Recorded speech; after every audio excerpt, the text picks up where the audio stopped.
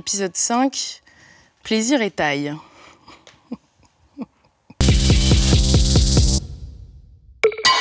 Est-ce que tu as déjà admiré ton sexe dans un miroir?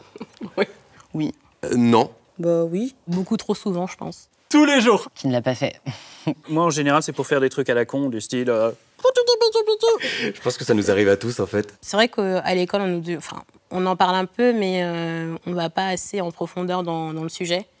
Donc forcément, pour savoir, je pense qu'il faut s'admirer soi-même. Alors j'ai envie de vous dire, pas tous les jours, mais ça peut arriver, surtout quand tu viens de sortir d'une épilation et tu te dis, tiens, mais à quoi ça ressemble? J'ai pas besoin de l'admirer dans un miroir parce que je le vois comme ça, en vrai. Je vais pas le décrire, mais je trouve que mon sexe est vraiment très beau. On prend des nouvelles quasiment quotidiennement. On est ensemble depuis déjà un bon bout de temps et on commence à se connaître. Et c'est important, parlez à votre sexe. Et admirez-le et aimez-le.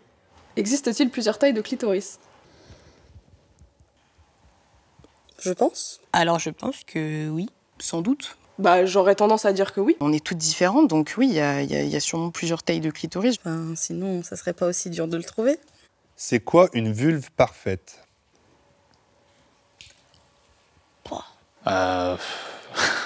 C'est la mienne. Je suis homo. J'en sais rien, je sais même pas ce que c'est. Elles sont toutes belles. Elles sont toutes parfaites, les vulves. J'avais envie de dire c'est une vulve libre. Eh ben, elle est parfaite quand elle sourit.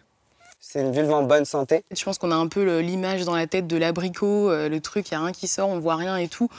Voilà, c'est pas la vraie vie. La vraie vie, c'est des pieuvres. Enfin, voilà, ça part un peu en live, mais c'est pas grave. Évidemment qu'il n'y a pas de vulve parfaite.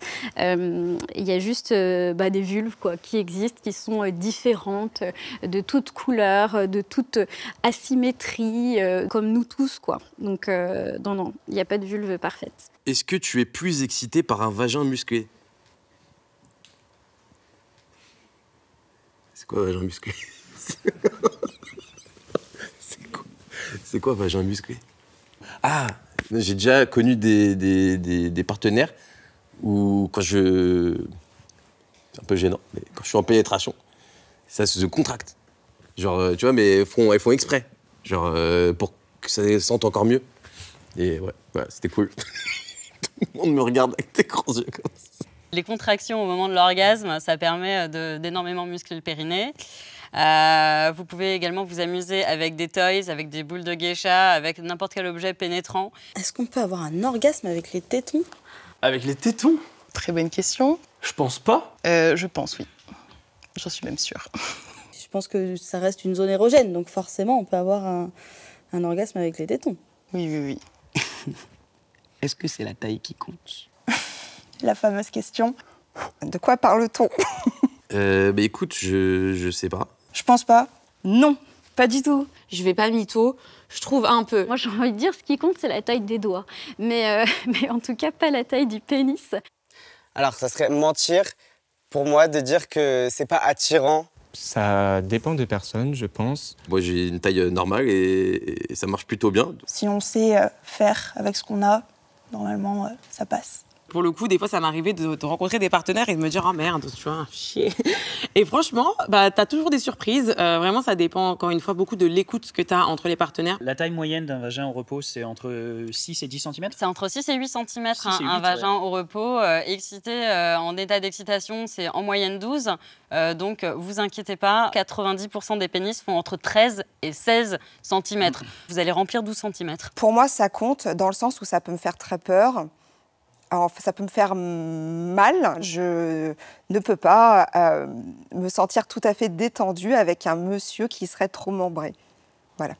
Bien qu'il y ait des zones érogènes au fond du vagin qui sont les deux entrées du col de l'utérus et qui peut être très agréable en pénétration profonde, l'intégralité du plaisir d'une personne à vulve, en tout cas, se situe soit à l'extérieur, c'est-à-dire le gland du clitoris, soit à quelques centimètres de l'entrée. Après, il reste qu'il y a certaines personnes qui sont très excitées cérébralement par la pénétration. Et la pénétration imposante, c'est-à-dire, voilà, on est très excité à l'idée de se faire dominer par un sexe imposant. Et là, pour le coup, oui, ces personnes-là auront plus de plaisir, puisque ce plaisir-là arrive par la pensée et la fantasmatique, mais pas du tout par le ressenti. Ça marche aussi pour le corps féminin, c'est pas forcément obligé d'avoir un gros cul ou des gros seins pour plaire ou quoi. Donc non, je dirais qu'en règle générale, ce n'est pas la taille qui compte.